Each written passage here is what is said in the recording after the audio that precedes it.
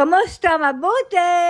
For today's video. For today's video, gagawa tayo ng lumpiang Shanghai pero tuna ang ating gagamitin. Pero bago yan ay biglang dumating ang doktor ni Lola at wala nga kaming kaalam-alam na dadating siya ng araw na yan. Tumatawag daw siya sa telepono ni Lola pero hindi sumasagot at dumalaw nga lamang siya ng araw na yan para kamustahin at tingnan si Lola. Nang mga oras na yan nga ay natutulog si Nili at bago siya umalis ay kinamusta niya din sa akin si Nili. Pagdating ng doktor ay binangon ko din si Lola sa kama para matingnan siya ng ayos at pagkaalis nga ay sabi ko kay Lola ay sasamahan ko siya sa CR para makapaglakad-lakad din siya bago ko ulit siya ihiga sa kama. Minsan nga ay umiiyak si Lola dahil nahihirapan siya na maglakad. Medyo may kalayuan kasi ang bomb shelter sa kanyang CR kumpara sa kanyang kwarto. Pero kahit nahihirapan siya, ipilit niyang kinakaya at 3 beses lang naman sa isang araw siya nagpapabangon sa kama. Simula nga na natumba si Lola ay yan ang walker o haliko ng tawag nila dito ang pinapagamit ko sa kanya sa paglalakad habang ako naman ay nakaalalay lamang sa kanyang likod at bitbit ko yung kanyang tungkod para gamitin niya sa loob ng CR. Kahit 91 years old na si Lola ay malakas pa naman siya, yun nga lamang ay tamad bumangon sa kama at tamad maglakad-lakad at minsan nga ay kung hindi pa pipilitin ay hindi babangon.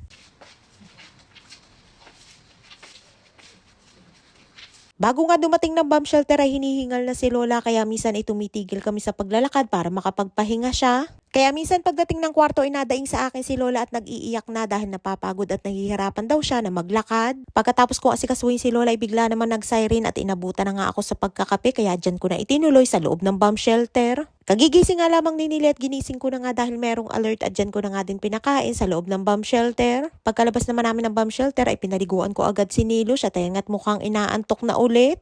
Turot salisyon? Ay nga tinatanong ko dyan kung gusto niyang matulog ay ayaw niya daw at sabi niya sa akin ay pagkatapos daw ng gera ay lumabas daw kami. Matay in milk ka ma?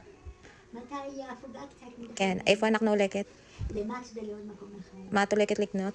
Ett match samlat sida så själv. Ken, Syns not. ken maod? Vad syns vad? Sibayim. Kan inte bara. Halos 5 buwan na nga hindi nakakalabas si Nili ng bahay simula nung magkasakit siya hanggang sa inabot na nga niyang gera. At for today's video, magluluto ako ng lumpiang Shanghai at sa halip na pork giniling ay tuna na lamang ang aking gagamitin. Meron pa kasi ako lumpia wrapper dito sa bahay kaya naisipan ko na magluto ng Shanghai. Ang kaso wala nga ako nabili na pork giniling kaya para maging craving satisfied ay tuna na lamang ang aking gagamitin. 2 tuna nga ang aking lulutuin at para mas masarap ay nilagyan ko ng parsley o petrosilya ang tawag nila dito. Sa mga hindi nga kumakain ng karne pero gusto ng Shanghai katulad ni Nili ay pwede nyo din yang itry. Ay nga habang nagbabalot ako ay dumating si Nilush at tinanong ako kung pwede na daw siyang kumain. Excited yarn? Lagi nga din ako may lumpia wrapper dito sa bahay dahil minsan ay gumagawa din ako ng turon, fresh lumpia at saka cheese stick. Ay nga habang nagbabalot ako ito dumarites sa akin si Nilush hanggang sa inabutan na nga kami ng siren at hindi pa nga ako tapos magbalot.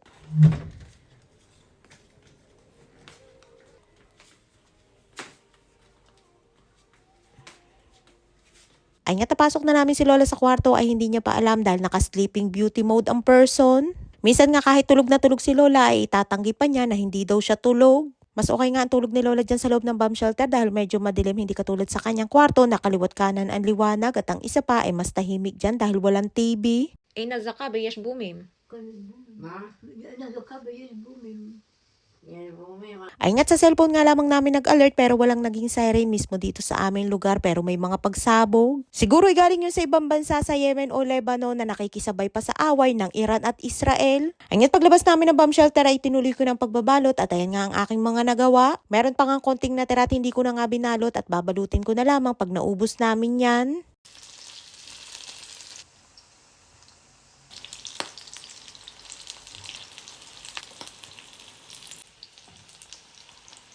At ayun nga't luto na ang ating tuna lumpiang Shanghai at mas masarap lalo yan kapag may kapartner na sausawan na sweet chili sauce. Mas gusto ko nga sausawan yan kaysa sa ketchup at gustong gusto nga din yan ni Nilush.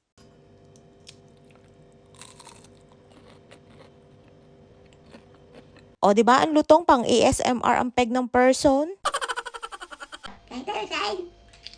Mase? Tuna. Mase? Tuna. Lihat Nili! Lihat! Taim!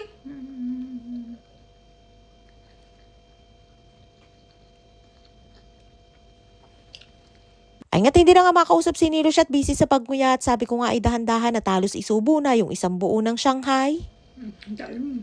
Taim? Mase taim? Masarap. Gabon! Lihat Nili! Ay nga't naubos na agad yung sausawan ng Shanghai at sa halip na nga na sausawan ay kinain na ng solo. Binigyan ko nga din si Lola ng Shanghai pero yung gitna lang ang kinain niya dahil yun ang parte na malambot at syempre yung natira ay sinilos ang tagakain. Kumain na nga din ako at gutom na ang person at kapag content creator ka nga, iaabutin ka ng gutom sa haba ng seremonya bago matapos magluto.